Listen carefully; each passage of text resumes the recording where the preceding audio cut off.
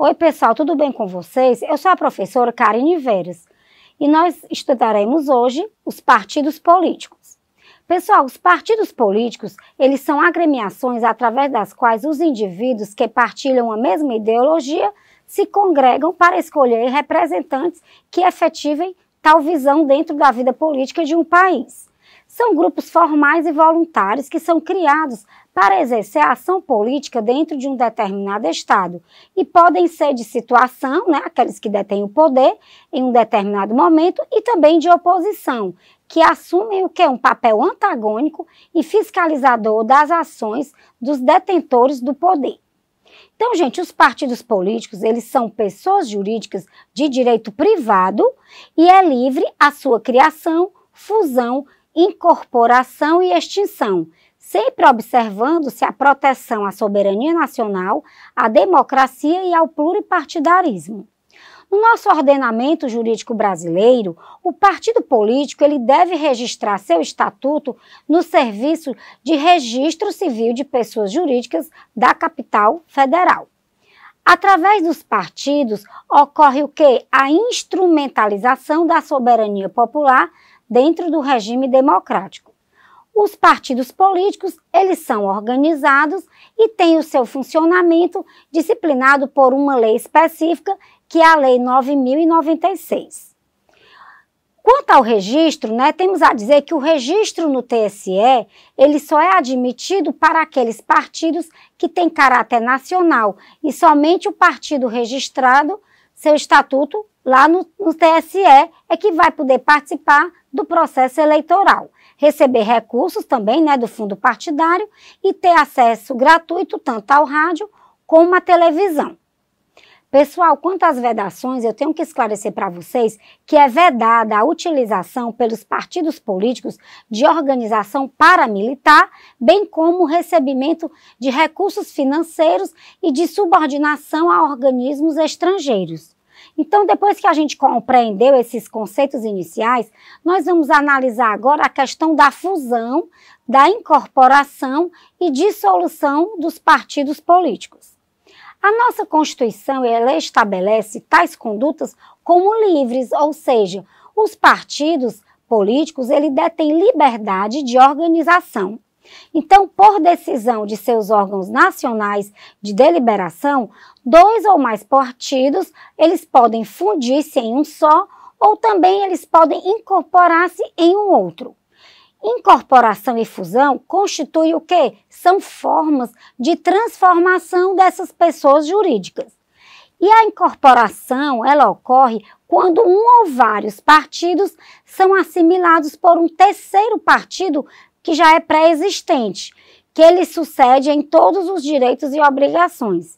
Agora, a fusão, pessoal, ela refere-se ao processo em que dois ou mais partidos se juntam de maneira a tomar um novo partido que passa a ser o detentor de direitos e obrigações. Então, gente, com a fusão se dá a extinção das agremiações que se uniram para formar a nova entidade jurídica.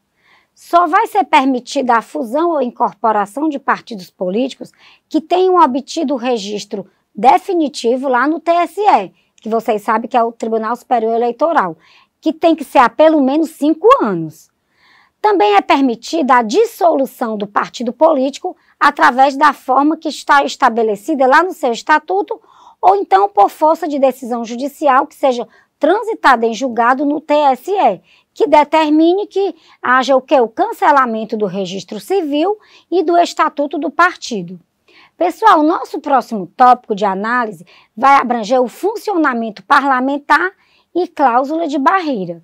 Então, o funcionamento parlamentar é exatamente o direito que os partidos políticos possuem de se fazerem representar como tal nas casas legislativas. Então, consiste no direito de os seus membros se organizarem em bancadas sob a direção de um líder de sua livre escolha e de participarem das diversas instâncias da Casa Legislativa.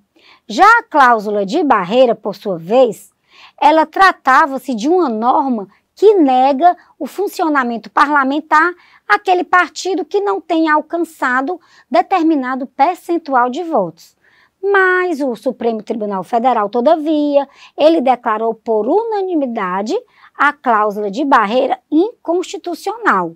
Por quê? Porque eles entendem que essa previsão feriria o direito de manifestação pública das minorias. Então, pessoal, atualmente a cláusula de barreira não é mais aplicada, o que implica o quê? Que o funcionamento dos partidos políticos é permitido, ainda que eles não atendam aos requisitos do artigo 13 da Lei 9.096. Também, pessoal, nós temos dois conceitos que nós devemos conhecer, referem-se ao programa do partido e o estatuto do partido. Então, vamos a eles. O programa do partido, ele é um documento que ele traça metas, tarefas, normas e princípios para a atuação e posicionamento do partido.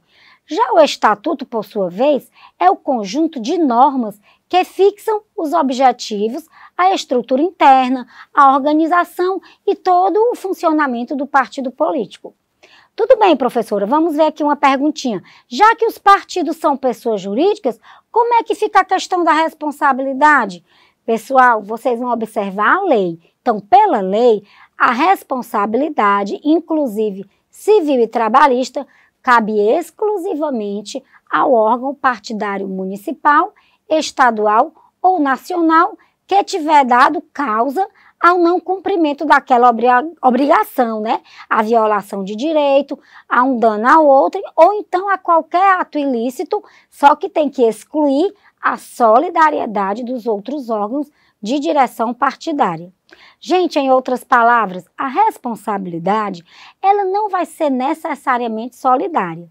O órgão nacional do partido político, quando responsável, ele somente pode ser demandado judicialmente na circunscrição especial judiciária da sua sede, inclusive naquelas ações de natureza civil ou trabalhista. Quanto à responsabilidade, nós podemos dizer que por violação dos deveres partidários deve ser apurada, né, e punida pelo competente órgão de acordo com o estatuto de cada partido político. Então, pessoal, nós concluímos aqui a nossa apresentação de hoje. Vocês podem consultar a área de aluno de vocês, que lá nós disponibilizamos todo o material que é pertinente aos tópicos que nós estudamos, tá certo? Um abraço e espero rever vocês no nosso próximo encontro.